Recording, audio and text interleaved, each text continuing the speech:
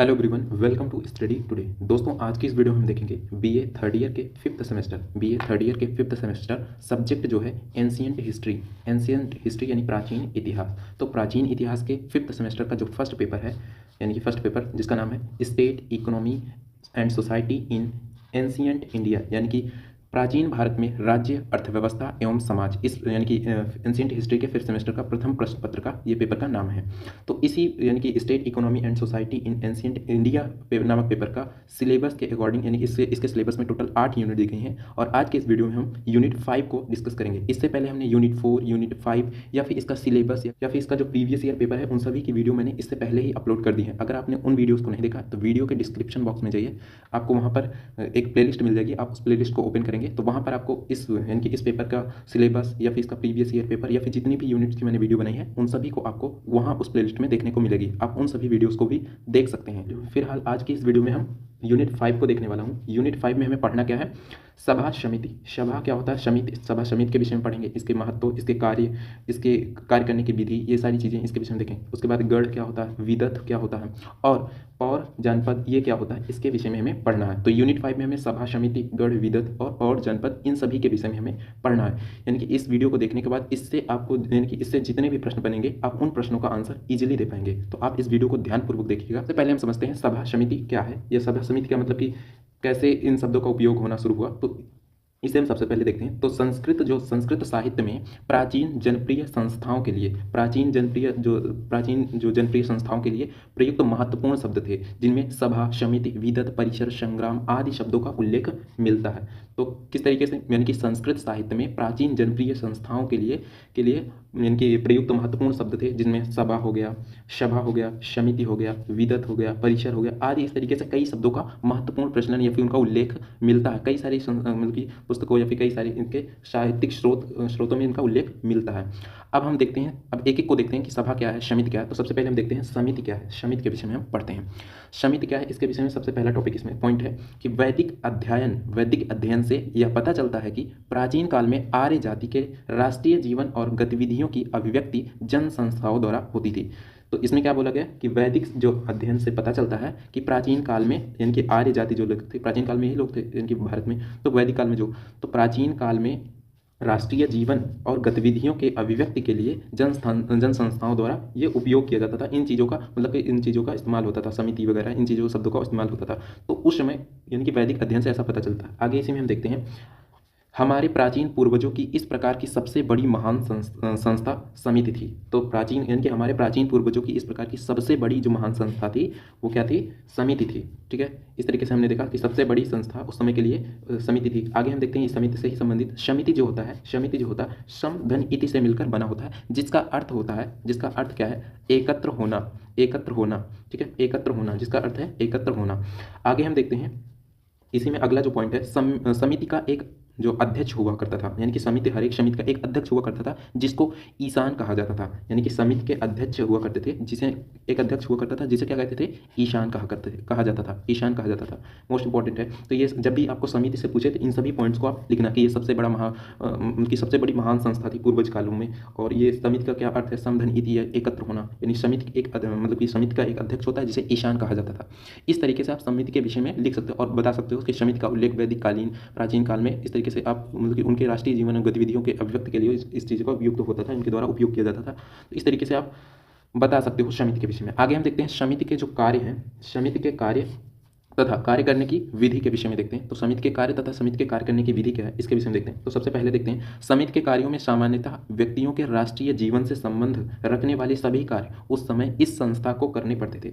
यानी इसमें क्या कहा गया कि समिति के कार्यों में सामान्यतः व्यक्तियों के राष्ट्रीय जीवन से संबंध रखने वाले जितने भी कार्य होते हैं, सभी कार्यों को इस संस्था को करना पड़ता था। ठीक है, तो संस्था के द्वारा मतलब कि समिति के कार्यों में सामान्य व्यक्ति से लेकर राष्ट्रीय जीवन से संबंधित सभी कार्यों को इसी संस्था द्वारा किया जाता था। आगे हम देखते हैं दूसरा पॉइंट, सबसे महत्वपूर्ण कार्य जो था यानी कि इस समिति का जो सबसे महत्वपूर्ण कार्य, मोस्ट इंपॉर्टेंट है, राजा का निर्वाचन करना था। तो सबसे महत्वपूर्ण जो कार्य है, राजा का निर्वाचन कराना था।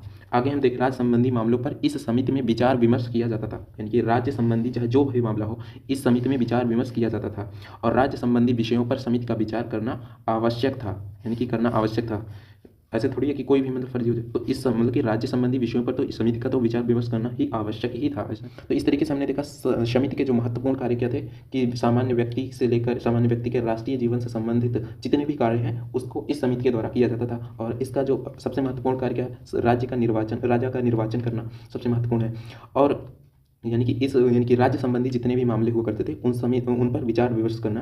तो इस तरीके से समिति के कुछ कार्य थे और कार्य करने की जो विधियां थी। आगे हम देखते हैं सभा क्या होता है, सभा के विषय में अब देखते हैं। तो अगला जो टॉपिक है सभा। हाँ, सभा क्या होता है तो इसे देखते हैं। तो वैदिककालीन समिति की ही भांति एक अन्य लोकप्रिय एवं महत्वपूर्ण संस्था और भी थी जिसे सभा के नाम से पुकारा जाता था। ठीक है, आगे और चीजें बढ़ेंगे तो और स्पष्ट होगा। जो अगला पॉइंट है इसमें, सभा जो होता है, सभा द्वारा प्रदत्त निर्णय सर्वमान्य होता था। जो भी निर्णय देता था वो सभी के लिए मान्य होता था तथा निर्णय की अवज्ञा अगर कोई करता है तो उसको विद्रोही समझा जाता था। यानी कि समझा जाता था अगर कोई जो सभा है, सभा के निर्णय का अगर कोई विद्रोह करता है या फिर तो मतलब कि उसकी अवज्ञा करता है तो वो विद्रोही समझा जाता था उस राज्य और उस संस्था के लिए। आगे हम देखते हैं इसी में जो सभा है, सभा किस तरीके से बना, तो श धन भा से मिलकर बना है। इसका अर्थ होता है चमकना अर्थात समझे कि जिसके सदस्य जो होते हैं, जिसके सदस्य प्रतिष्ठित व्यक्ति यानी कि बुद्धिमान व्यक्ति या फिर विवेकशील व्यक्ति हो। इस तरीके से हमने देखा सभा का अर्थ। अब देखते हैं सभा की संरचना क्या है, स्ट्रक्चर किस तरीके से है सभा का। तो सबसे पहला इसमें पॉइंट देखते हैं, सभा समिति की तुलना में अपेक्षाकृत छोटी थी। सभा जो होती है वो समिति की तुलना में छोटी हुआ करती थी। ठीक है, आगे और दूसरा पॉइंट देखते हैं, सभा चुने हुए मनुष्यों की एक स्थायी तथा स्थिर संस्था थी। सभा जो हुआ करती थी चुने हुए मनुष्यों की एक स्थायी तथा स्थिर संस्था थी। ठीक है, आगे इसी में हम देखते हैं तीसरा पॉइंट, सभा का एक अध्यक्ष होता था। जिस तरीके से समिति का एक अध्यक्ष हुआ करता था जिसे कहा जाता था ईशान, ठीक उसी प्रकार सभा का भी एक अध्यक्ष होता था जिसे बोला जाता था सभापति। याद रखना, सभापति कहलाता था। अब देखते हैं सभा के कार्य क्या होते हैं, सभा के कौन कौन से कार्य हैं उसके विषय में देखते हैं। तो सभा का सबसे महत्वपूर्ण क्या है, सभा न्यायिक कार्य करती थी। सभा जो है जनता के या फिर लोगों के जो वहाँ की प्रजा थी उनके प्रति यानी कि उनके बीच में न्याय की प्रक्रिया को संपन्न करती थी। तो न्यायिक कार्य करती थी। क्या न्यायिक कार्य करने की जो जिम्मेदारी थी वो सभा को थी। आगे इसी में देखते हैं, इसके निर्णय जो थे उल्लंघन नहीं किया जा सकता था। इसका जो निर्णय है वो उल्लंघन नहीं किया जा सकता किसी के द्वारा।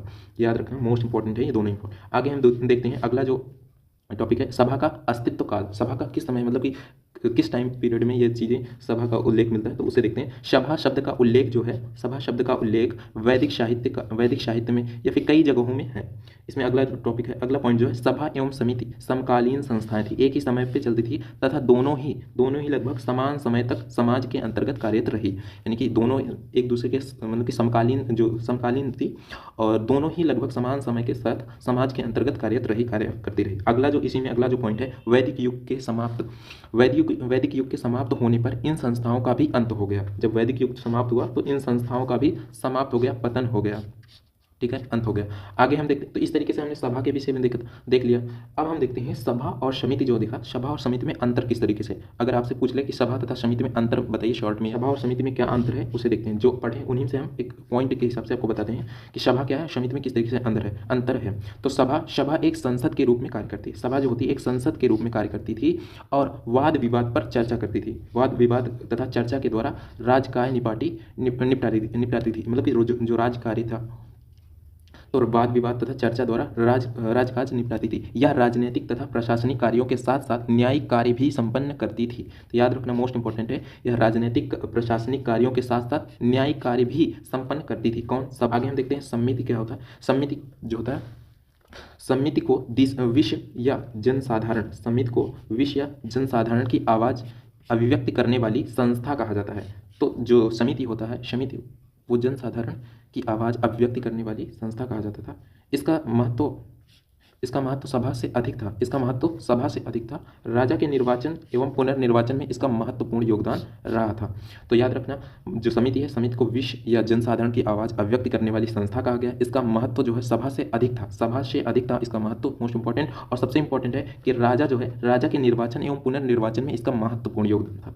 ठीक है, इस तरीके से हमने देखा सभा और समिति क्या है, सभा समिति के कार्य क्या थे, उनके संरचना या फिर उनमें आपस में अंतर क्या है, उनके प्रमुख कार्य क्या है, इन सभी चीज़ों को हमने देखा सभा समिति से जितने भी पॉइंट थे। आगे हम देखते हैं, अब अगला हम देखते हैं, अब हम देखते हैं विदत क्या होता है। विदत के विषय में पढ़ते हैं। यह आर्यों की सबसे पुरानी लोकसभा के रूप में प्राचीन संस्था थी, जिसे जनसभा के नाम से जाना जाता था या जनसभा कहा जाता था।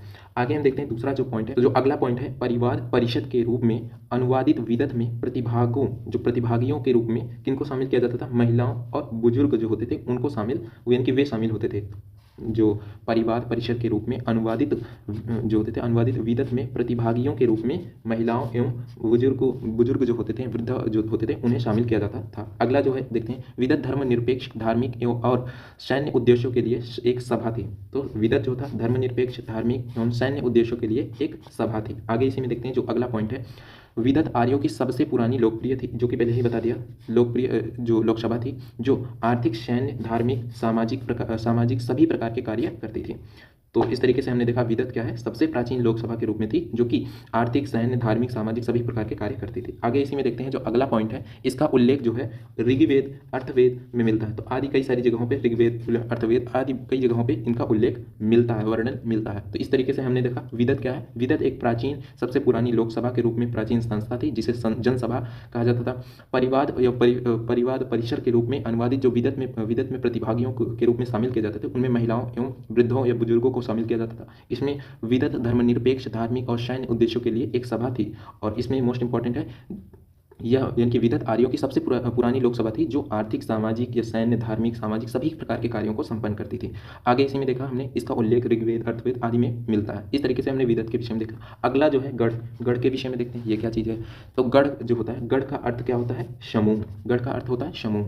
आगे इसी में देखते हैं, इस प्रकार वह राज्य जिसकी सत्ता समूहों द्वारा संचालित हो उसे गढ़ राज्य कहते हैं। मोस्ट इंपॉर्टेंट क्या है कि ऐसी, मतलब कि इस प्रकार वह राज्य, ऐसा राज्य जिसकी सत्ता समूहों द्वारा संचालित हो उसे गणराज्य कहा जाता है।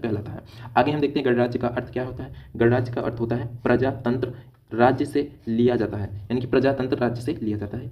आगे हम देखते हैं इसी में अगला जो पॉइंट है, राजशास्त्रीय और ऐतिहासिक दोनों आधारों से प्राचीन गणराज्य जो प्रजातंत्र कहे जाते थे, जो प्राचीन गणराज्य को प्रजातंत्र कहे जाएंगे। ठीक है, प्रजातंत्र कहे जाएंगे। तो ये शास्त्रीय और इतिहासकारों का दोनों का आधारों से ये माना जाता था कि जो प्राचीन गणराज्य है उसे प्रजातंत्र के रूप में कहा जाना उचित होगा। आगे देखते हैं गणराज्य के विषय में और सारी चीज़ें देखते हैं कि वे राज्य जिनका संचालन किसी एक व्यक्ति विशेष के द्वारा ना होकर एक समूह के द्वारा संचालित किया जाए तो उसे क्या कहते हैं? गणराज्य कहते हैं। आगे इसी में है, गणराज्य बहुत व्यक्तियों के द्वारा भी संचालित होता था, यानी ऐसा उल्लेख मिलता है कि गणराज्य बहुत व्यक्तियों के द्वारा भी संचालित होता था। आगे इसी में देखते हैं, इनकी राज्य व्यवस्था थी वो प्रजातंत्रात्मक थी। मोस्ट इंपॉर्टेंट ये सारे टॉपिक पॉइंट हैं। तो इनकी जो राज्य व्यवस्था थी प्रजातंत्रात्मक थी। आगे जो है इसमें अगला जो पॉइंट है, गढ़ का अर्थ है विशिष्ट राज्य व्यवस्था जो नृपतंत्र से नितांत भिन्न है, यानी कि जो राजतंत्र होता था उससे बिल्कुल ही यह भिन्न है। राज्य व्यवस्था इसमें विशिष्ट रूप में राज्य व्यवस्था जो थी यहाँ पर एक गढ़ राज्य के रूप में, प्रजातंत्र के रूप में संचालित थी। आगे अब हम देखते हैं इसी में अगला जो और सारे पॉइंट हैं इसमें, भारत में जो लोकतंत्रीय संस्थाओं का प्रचलन था वो प्राचीन काल से ही था, अति प्राचीन, यानी कि बहुत समय पहले से ही ऐसा चला आ रहा था। वैदिक काल में समिति व सभा जो थे, जो पहले ही बताया था वैदिक काल पढ़ा, तो वैदिक काल में सभी समिति जो थे और सभा जैसी लोकप्रिय संस्थाएं थी और राजा का निर्वाचन भी होता था। तो इसी बात का ये प्रूफ है, यानी कि उल्लेख है कि उस समय भी एक प्रकार से लोकतंत्रीय प्रशासन व्यवस्था थी, तो राजा तक का यहाँ पर निर्वाचन किया जाता था। ठीक है, इस तरीके से हमने देखा गणराज्य के विषय में। और हम देखते हैं गणराज्य की उत्पत्ति से संबंधित और चीज़ें। अब हम देखते हैं गणराज्यों की उत्पत्ति। तो इसके विषय में हम देखते हैं गणराज्य की उत्पत्ति से संबंधित कई सारे पॉइंट इसमें। तो सबसे पहला देखते हैं, इसकी उत्पत्ति जो है अराजतंत्रीय शासन पद्धति के अतीत के संस्थाओं से हुई है। जो इसकी उत्पत्ति माना जाता है वो अराजतंत्रीय शासन पद्धति के अतीत की संस्थाओं से हुई, ऐसा माना जाता है। आगे हम देखते हैं इसमें मेगस्थनीज जो थे उन्होंने लिखा है, क्या लिखा है कि बहुत सी पीढ़ियां आने और जाने के बाद अंत में प्रभुता जो राजस्व भंग हुई और नगरों में प्रजातंत्रीय शासन यानी कि शासन स्थापित हुआ। तो उनका कहना है, मेगस्थनीज जो थे उन्होंने अपनी पुस्तक में लिखने का प्रयास किया है कि बहुत सी पीढ़ियां आई और गई, लेकिन बहुत समय बाद यानी कि आने जाने के बाद बहुत समय बाद यह इन चीज़ों का, यानी कि प्रभुसत्ता जो है, यह राजतंत्र या राजस्व जो भंग हुई, यानी इस व्यवस्था का भंग हुआ, यह व्यवस्था भंग हुई और नगरों में धीरे धीरे प्रजातंत्रीय शासन व्यवस्था स्थापित हुई। इस तरीके से उन्होंने अपनी पुस्तक में लिखने का प्रयास किया। आगे हम देखते हैं अगला जो पॉइंट है गणराज्य से संबंधित, गणराज्यों का साधन क्या है। ठीक है, तो इसके विषय में देखते हैं। तो गणराज्यों के निम्नलिखित साधन हैं, कौन कौन से? तो इसमें सबसे पहला है बौद्ध ग्रंथ, यानी साधन का मतलब है इसका उल्लेख कहाँ मिला है, तो बौद्ध ग्रंथों में इसका उल्लेख मिला है। तो गणराज्यों का बौद्ध ग्रंथों में उल्लेख मिला है। महाभारत के शांति पर्व में, महाभारत में उल्लेख मिला है। उसके बाद जो अष्टाध्यायी है उसमें उल्लेख मिला है। अर्थशास्त्र में आगे इसी में महाभारत में वर्णित गणराज्य का, यानी कि गणराज्य का उल्लेख मिला है। बौद्ध युग के गणराज्य, इस तरीके से मतलब कि गणराज्यों का उल्लेख इन इन जगहों से देखने को मिला है, जिसके आधार पर इन चीज़ों का विस्तृत रूप में अध्ययन किया गया है। तो गणराज्यों का जो साधन है तो कुछ इस प्रकार थे कि बौद्ध ग्रंथ, महाभारत, अष्टाध्यायी, अर्थव्यवस्था, महाभारत में वर्णित गणराज्य और बौद्ध युग में गणराज्य। तो इस तरीके से हमने देखा गणराज्यों के कुछ साधन। आगे हम देखते हैं, अब अगला जो है, तो हमने 4 चीज़ें पढ़ ली गण के विषय में और विदत, सभा और समिति। अब हम देखते हैं पावर क्या होता है। जो अगला टॉपिक है पावर क्या होता है, इसके विषय में हम देखते हैं। पावर का अर्थ होता है, पावर का अर्थ होता है, क्या होता है? पुर, यानी कि उस पुर से, यानी कि उस पुर से निवास करने वालों से लिया जाता है। तो पावर का अर्थ यानी कि उस क्षेत्र में, उस गांव में निवास करने वाले लोगों से लिया जाता है। ठीक है, आगे देखते हैं। पावर जो है, पावर या जनपद जो होता है, इन दोनों संस्थाओं को एक आपस में बहने कहा गया है। तो ये जो पावर या जनपद जो है आपस में दोनों संस्थाओं को बहन के रूप में बताया गया है। इसमें आगे देखते हैं इसको। आगे इसमें जो तीसरा पॉइंट है, पावर नगर निवासियों की एक संस्था थी। पावर जो थी वो नगर निवासियों की एक संस्था थी। मोस्ट इंपॉर्टेंट जो पॉइंट है कि पावर जो थी वो नगर निवासियों की एक संस्था थी। इस संस्था को नगर की व्यवस्था करने के अतिरिक्त राष्ट्रीय व्यवस्था से संबंध रखने वाले अन्य कई एक मतलब कि अधिकार प्राप्त थे। तो यहाँ पर आप देख सकते हो जो तीसरा पॉइंट है मोस्ट इंपॉर्टेंट है कि पावर एक नगर निवासियों की एक संस्था थी। इस संस्था को नगर की व्यवस्था करने के अतिरिक्त जो, यानी कि उस नगर की व्यवस्था करने के अतिरिक्त राष्ट्रीय व्यवस्था से संबंधित रखने वाले अन्य कई जो अधिकार हैं वो प्राप्त थे। आगे हम देखते हैं अब जनपद जो है, आगे जो है जो जनपद है उसके विषय में देखते हैं। तो जनपद क्या होता है? पहला इसमें पॉइंट है, प्राचीन भारत में राज्य के 2 विभाग हुआ करते थे। पहला है राजधानी हुआ करती थी और दूसरा है जनपद, यानी कि एक जनपद उस क्षेत्र को कहा जाता है जहाँ पर पूरा शासन चलाया जाता था, जहाँ का राजा पूरे उस, जहाँ पर उसकी प्रजा निवास करती थी, उस पूरे क्षेत्र को कहा जाता था जनपद। तो जनपद, और जनपद की, प्रत्येक जनपद की अपनी अपनी एक राजधानी हुआ करती थी। तो मुख्य 2 चीज़ें हैं प्राचीन भारत में, राज्य में 2 चीज़ें, एक राजधानी एक जनपद हुआ करता था। आगे अब देखते हैं उसके सदस्य जो होते हैं, यानी कि उसके सदस्य जनपद और निवासी दोनों, यानी कि निवासी दोनों का बोध होता है। तो यहाँ पर मतलब कि कहा जा रहा है उसके जो सदस्य हैं, सदस्य कौन है? सदस्यों से जनपद और निवासी दोनों का बोध होता है। आगे और हम देखते हैं जो, अब देखते हैं पौर जनपद क्या होता है, इसके विषय में देखते हैं। तो अब इसके विषय में हम देखते हैं पौर जनपद क्या होता है। पौर से पुर के निवासियों और जनपद से जनपद के निवासियों का अर्थ लेते हैं। ठीक है, पौर का मतलब उस ग्रामीण या फिर नगर निवासियों की व्यवस्था से लिया जाता है, जबकि जनपद के निवासियों से लिया जाता है। पौर और जनपद दोनों सभाओं की संज्ञा दी गई है, मीन कि दोनों की जो संज्ञा थी, तो पौर और जनपद 2 सभाओं की संज्ञा थी। क्या थी? 2 सभाओं की, आपस में 2 सभा जो होती उनकी संज्ञा दी गई है, जो राजा को पदच्युत कर सकती थी, यानी कि यानी इसका कहने का मतलब उनके स्थान पर नया राजा नियुक्त करती थी। तो इस तरीके से हमने देखा कि पौर जनपद क्या होता है। पौर से पुर के निवासियों और जनपद से जनपद के निवासियों का अर्थ लेते थे। पौर और जनपद जो होता था दोनों की संज्ञा थी, जो राजा के पद के स्थान पर, यानी कि जो राजा का पद है, तो इस तरीके से हमने देखा, तो जो राजा का पद है उनके पद पर एक नया राजा नियुक्त करती थी इन्हीं संस्थाओं के द्वारा। आगे हम देखते हैं पौर जनपद के विभिन्न संदर्भ। तो पौर जनपद के विभिन्न संदर्भ क्या है, यानी कि किन किन जगहों से मिलता है इसका उल्लेख। तो रामायण के अनुसार इसका उल्लेख मिलता है, महाभारत के शांति पर्व में इसका उल्लेख मिलता है, और आगे देखते हैं कौटिल्य के अर्थशास्त्र में। तो इस तरीके से यानी कि पौर जनपद के विभिन्न जो स्रोत हैं, रामायण के अनुसार, महाभारत के शांति पर्व में और कौटिल्य शास्त्र, इस तरीके से हमने इसके साहित्यिक जो मतलब कि संदर्भ देखा, इनकी साधन देखा, कहाँ कहाँ से इनका उल्लेख मिलता है। आगे हम देखते हैं और अगला टॉपिक जो पौर संस्था थी उनके कार्य क्या थे, पौर संस्था के कार्य क्या थे, इसके विषय में देखते हैं। तो पहला जो कार्य है जनपदों का देखभाल करना, यानी कि जनपद के जो निवासी थे उनका देखभाल करना। किसी मृत व्यक्ति के, यानी कि कोई भी मृत व्यक्ति की जायदाद किसे दी जाए, किसे दी जानी चाहिए, यह भी इसके अंदर आ जाता था। यानी कि पौर के अंतर्गत अगर कोई व्यक्ति की मृत्यु हो जाए तो उसकी जायदाद या फिर उसकी ज़मीन जो है, उसका कृषि क्षेत्र जो है, उसको किसे दिया जाए, इस चीज़ का निर्णय इसी संस्था के द्वारा हुआ करता था। अगला हम देखते हैं इसी में नगर, जो अगला दूसरा जो पॉइंट है, नगर की संपादिक जो अभ्युदय के कार्य हैं उसके विषय में आपको पढ़ना है, तो उसका कार्य करना है। तो नगर के संपादिक अभ्युदय के कार्य, इसका मुख्य कार्य। अगला जो है नगर के न्याय की व्यवस्था करना, इसका मुख्य कार्य है। नगर में शांति स्थापित करना, इस तरीके से कई सारे इसके कार्य हैं। तो नगर में शांति स्थापित करना, न्याय व्यवस्था को स्थापित करना, उसके कार्य को करना, सांप्रदायिक जो कार्य है उनके विषय में, और जो है सार्वजनिक स्थानों का निरीक्षण करना, इस तरीके से पौर संस्था के प्रमुख कार्य थे। आगे हम देखते हैं अगला जो है पौर जनपद के क्या कार्य हैं। तो देखते हैं पहला जो है इसमें राज्य उत्तराधिकारी का निर्वाचन, राज्य उत्तराधिकारी का निर्वाचन। अगला जो है दूसरा, राजा की अयोग्यता पर अन्य राजा का निर्वाचन। अगर कोई राजा जो है अयोग्य है तो उसके स्थान पर अन्य राजा का निर्वाचन करना। तीसरा इसमें देखते हैं कार्य, मंत्रियों की नियुक्ति में महत्व होता था, तो मंत्रियों की नियुक्ति में इसका बहुत महत्वपूर्ण था। कर निर्धारण में महत्व इसका था। आगे देखते हैं यज्ञों में महत्व। तो इस तरीके से पौर जनपद के प्रमुख कार्य हमने देखा, राज्य उत्तराधिकारी का निर्वाचन, राज्य की अयोग्यता पर अन्य राज्यों का निर्वाचन, मंत्रियों की नियुक्ति का महत्व, कर निर्धारण में महत्व, यज्ञों का महत्व। इस तरीके से हमने पौर जनपद के सभी कार्यों को देखा। तो इस तरीके से हमने यूनिट 5 के जितने भी इंपॉर्टेंट टॉपिक्स थे उन सभी टॉपिक्स को हमने कंप्लीट डिस्कस कर लिया है। अब अगर आपने इस वीडियो को बेहतरीन तरीके से देखा होगा तो आपको इससे जितने भी प्रश्न मिलेंगे उन प्रश्नों का आप इजीली आंसर दे पाएंगे। तो बस आज की इस वीडियो में इतना ही। अगर आपको यह वीडियो पसंद आई है तो वीडियो को लाइक कीजिए, एंड चैनल पर पहली बार हैं तो चैनल को जरूर सब्सक्राइब करें, एंड अपने दोस्तों के पास इस वीडियो को जरूर शेयर करें। और हम जल्द ही मिलते हैं इसी तरीके से अगले वीडियो में। तब तक के लिए जय हिंद, जय भारत।